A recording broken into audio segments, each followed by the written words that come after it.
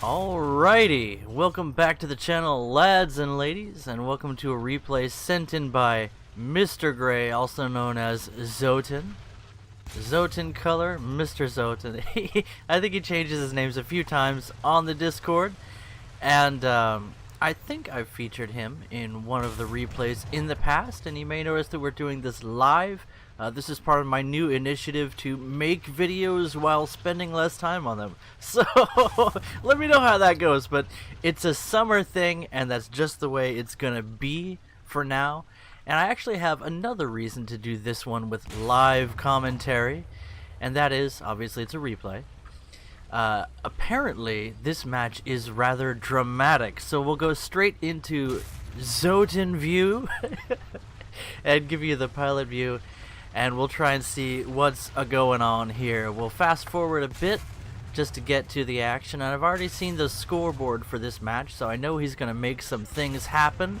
I love to see that he's using the Tiger 2H. That is one of my favorite tanks in the German line. I usually use my premiums more than anything else, but love me some Tiger 2H. And now I hear my phone ringing, so hold on just a second.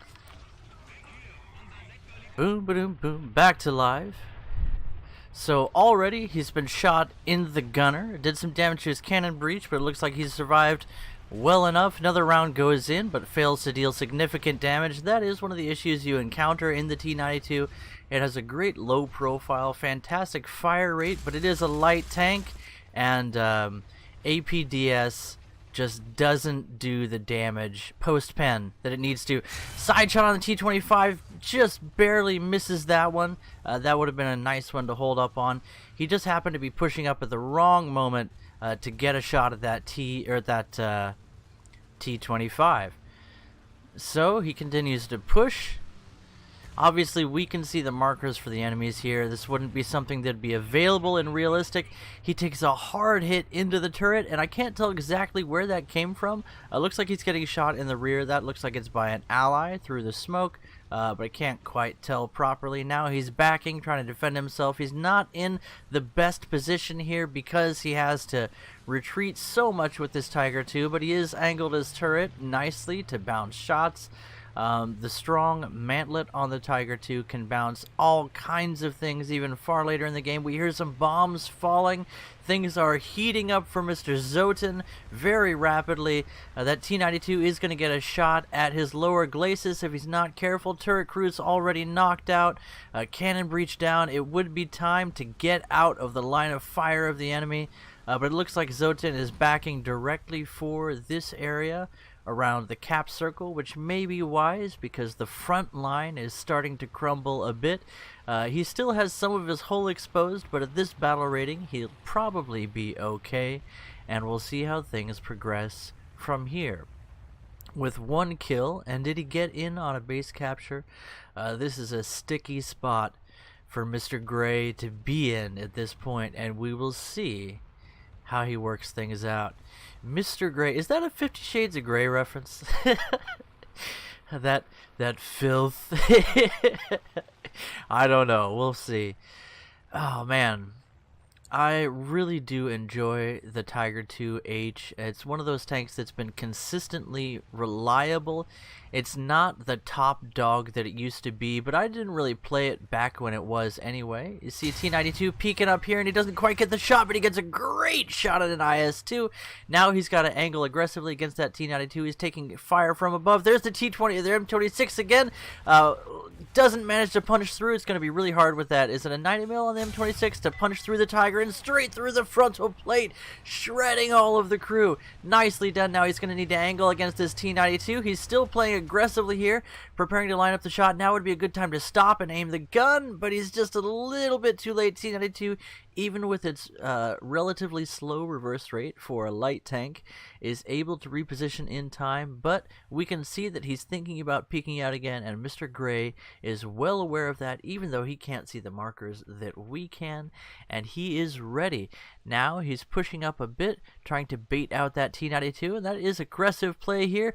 The cover goes away. away. T-92 takes his shot, doesn't manage to make a difference, and a hit goes into the T-92 but fails to take it down. With the engine being placed in the front of that tank, it actually manages to avoid getting taken down by the shrapneling. He's going to have one more shot here in just a moment, and can he get it over the hill?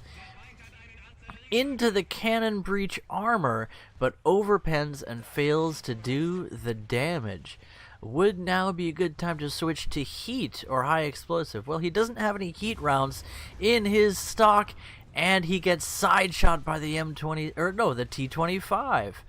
So that is going to be the end for our Tiger 2H, and let's see if War Thunder is going to be annoying with the replay system. Every now and then they get weird and have all those sidebars pop up, even though I manually close them. It's so close to the elite score here. But Gray now coming in with one of the best premium fighters in the game. It's a heavy fighter / interceptor that needs no introduction. And because we're in the air here, let's get rid of some of that clutter. Wouldn't it be nice if in the game you could actually do that and turn off the markers so that you can actually see what's going on? Because if you look down there, once you look toward the A and the B point, you can't see anything in an airplane because that huge holographic marker is in the way.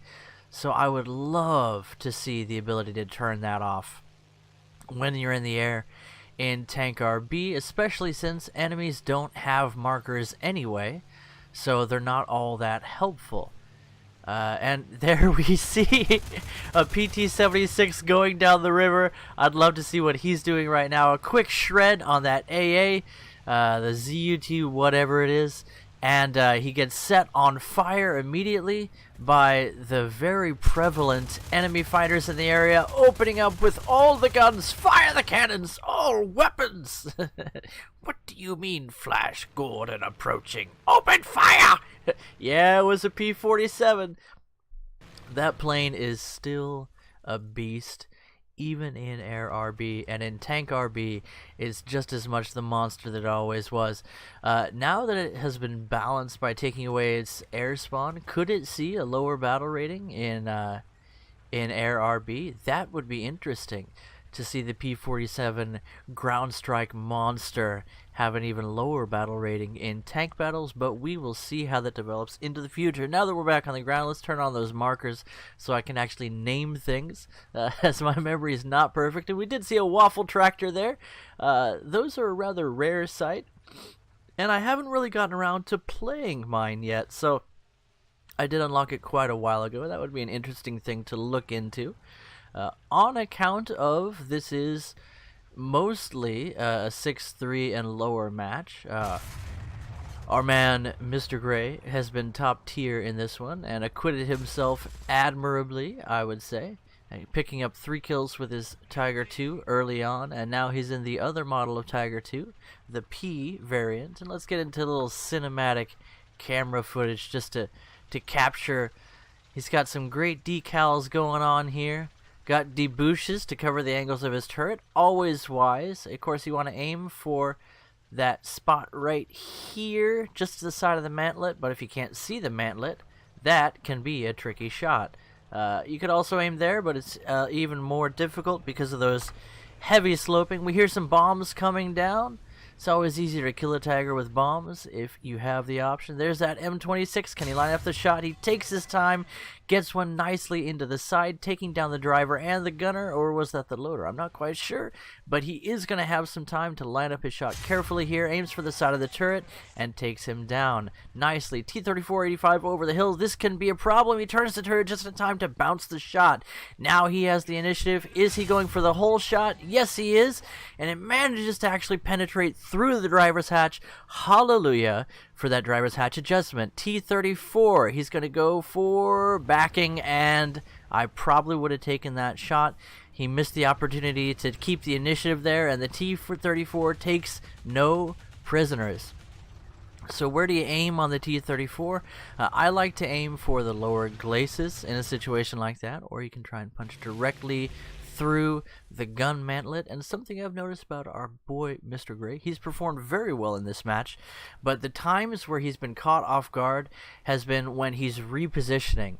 And one of the things you want to do in the Tiger is set up in a good position where your armor is angled against reasonable angles of attack, and then use your high fire rate and your good accuracy and your good post-pen damage on your main gun to hold that position. You just shoot anybody that comes around.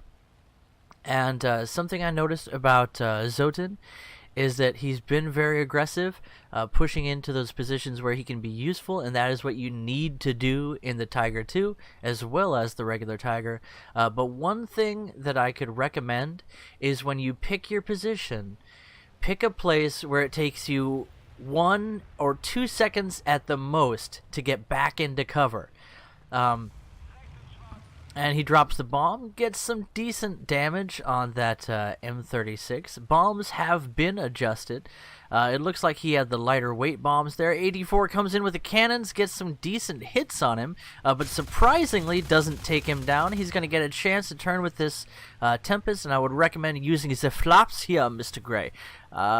He doesn't actually extend the flaps, so that'd be another piece of advice. PBJ is being aggressive. You might want to turn. Okay, he's going to go down. The air battles are getting intense. A Peshka on his tail, but deciding to continue his ground attack scheme. Now's a good time to drop in on his 6. Check your 6.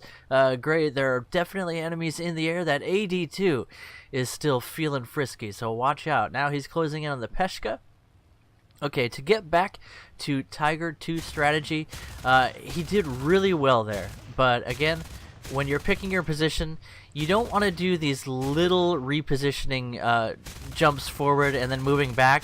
You'll notice that when Gray was caught out, it's when he was repositioning his tank because the gun was wobbly while he was moving. And you don't have a stabilizer, so basically with the Tiger 2, you want to pick a spot and stay there. And then when you advance, you only want to advance. Oh, wow, look at that. That was epic. You only want to advance when the time is right. And you get a feel for that. And he gets taken down by the AD4. So that is going to be the end of this fighter. And he goes down guns blazing like a true fighter of the Wild West. The Wild Western Front? Oh, neat decals on that AD4. What rondel is that? I don't quite recognize that one. Let me know in the chat if you know what nation that's for, and we'll just wait for the replay system to finish being buggy. And you know what? It looks like Zotin's team is on the brink here, but they're pulling through. So he decides to take one for the team and use a respawn on her backup vehicle for his Tiger 2P. Not a bad vehicle by any means. Is he going to go for the shot on the Yak? Oh, he fires the main gun just a bit late. And there is an issue with replays that rounds often fly... it's just a little bit off on the aiming, so he could have been even closer to that thing than it appeared. And boy, it appeared that he was pretty dang close. So let's just pause the replay for a second and collect our thoughts so that I can get a nice screenshot for this video. Okay, that's a pretty nice image. I like the fountain, but it looks like we're not going to quite get the angle on it that we want. That's a pretty good view. And then, what is it? I think Alt F2 is how I bring up, yes, the NVIDIA Ansel panel. Now you guys get to see how I do my Ansel clips. Filter type, adjustments. I turn up the brightness, and then turn up the contrast. And that really makes things stand out. And then maybe I play with the vibrance a little bit, just to get those colors to pop. Yeah, see that? It looks a little bit like how Slick B does his thumbnails, but I just do this because I like how it looks. It makes things pop out. I'm not trying to copy anybody. And then we could, for capture type, we could turn this up to make it a super resolution, but we don't really need that for a thumbnail. So we'll snap one of those. That's pretty good. We could play with our field of view here, but that's basically just zoom. So that actually is pretty good. Let's snap one of those. And then we'll go back to watching the gameplay. And look at how dull the colors seem by comparison. It'd be neat to play the game on a brilliant, vibrant setting like that, but maybe it feels too much like anime. Back to the action. Okay, Zotin is trying to control the B point here. Allies have pushed forward admirably, but it looks like they're getting overwhelmed, and his squad mate, I don't know if he's in a random squad, but his squad mate in the Tiger E is doing his best to hold down B. Well done, sir. The allies are in the air, so that could be an advantage for the ground battle for the Germans, and we'll just have to see how this plays out. Now, this video, or this replay, was titled Almost Epic by Zotin, aka Mr. Gray, so I get the feeling that they're not going to win the day today. And now that the enemy is capturing the B point, it looks like they're about to lose that last bits of the credits. There's an M36. Whoever shoots first is going to have a huge advantage. Looks like the gunner has been taken down previously, or perhaps with that shot. He's on fire. Can he finish the deal? Oh, he misses the shot. It goes into the engine compartment, doing a little serious damage, and now is going to be important. Does he finish? Okay, he has some breathing room. He can take down this M36, and he's got a Sherman Jumbo 76 on his side. Ignore the Crusader. You got to take out that 76. Ignore the Crusader. Ignore him. He can't go through your armor. Come on. Take him down. Take him down. Can he get him? Oh, shot goes into the barrel and the breech. That's going to give him some breathing room here. Ignore the AA. He can't go through your armor. You're fine. Don't stick your butt out, Zotin. Don't stick your butt out, Zotin. Somebody's going to shoot it. He takes down the M46, and the M19 can go through your side armor, so don't angle too aggressively here. Focus the M19. Focus the M19. Okay, he's looking at the Crusader. He's kind of wasting his time here. It's hard to decide between targets. Things are picking up. I hope I'm not talking too loudly, but the audio is quite loud in my ears here. He actually gets his cannon barrel taken down by the AA, and he's not in a good position. I believe he's repairing, but he's got his side on toward where the enemy could advance. I wouldn't recommend sitting this way, but that is where Gray is at the moment. He's looking toward the enemy. It's going to be some time before he can repair the barrel. Bombs come in, damage the Warble Wind, but he manages to survive. And Zotin is repaired. He's back in the fight. What do you do at this point? It looks like an enemy medium tank is flanking the C point from behind, so that could be trouble. We'll have to see how that plays out. This is a tricky situation. There's nobody guarding C, so that point is going to fall unless somebody can turn around and take down or at least stall that medium tank, and they need lots of time, but they're getting toward there. It looks like Mr. Gray is aware, and it is a T-3485. We can see from the name that is a tricky opponent. If he gets a shot at Zotin, he could take him down with one shot. And one thing you never want to have to do in a Tiger 2 is turn around, because it does not have the best hold traverse, and you're not really able to use your decent horsepower. It looks like our team's capturing A as the enemy captures C, and that T-3485, perhaps, did he get taken down? No, he's still there. He's just not showing up on the mini-map. So this is going to be down to the wire as the enemy team's points start draining. They're so close to capturing that point. Here he has a nice shot at the T-3485, and it goes in. Not the best angle for penetration, but it worked out. What? Don't think dirty. And now he's going to go in, secure the C point. It looks like he's out of allies on the map, and the enemy is recapturing A. At this point, I would expect them to push into B and finish off Zotin's points. At this time, we hear enemy aircraft coming in. 84, is he loaded for bear? Also an IL-2, potentially a dangerous foe, especially after rockets have been readjusted to where they can actually kill Tiger 2s from the top, or that lucky side shot where your rocket goes into the tracks and explodes upward into the ammo rack. So we'll have to see how that works out. Did he finish capturing the C point? Yes, he did. Now he's turned around. The first person to capture the B point will likely secure victory for the team. It looks like Zotin, or Mr. Gray, has an ally who's respawned in a tank destroyer. We can see that this is a T-25, which is something that's capable of dealing with a Tiger 2P, but I would give the advantage to the Tiger. Whoever gets the side shot first is going to win here, or if Gray can get a nice shot straight through the mantlet. Oh, and there's also an enemy Scent Mark 1. This could be how this match shakes out. My guess is the Scent Mark 1 is going to get a side shot on our hero. So he's watching here. Zotin securing the B point so that the enemy cannot cap, and being very careful here, peeking around corners, trying to identify where the enemy is. Aircraft kamikazes in, creating a fire screen that makes it difficult to identify enemies. Where did that T-25 go? Where's the Scent Mark 1 looking? I'll bet the Scent Mark 1 is watching him. This could be the end for our hero. So close to grabbing a victory, and he misses the shot! This is not good. This is... oh! So close.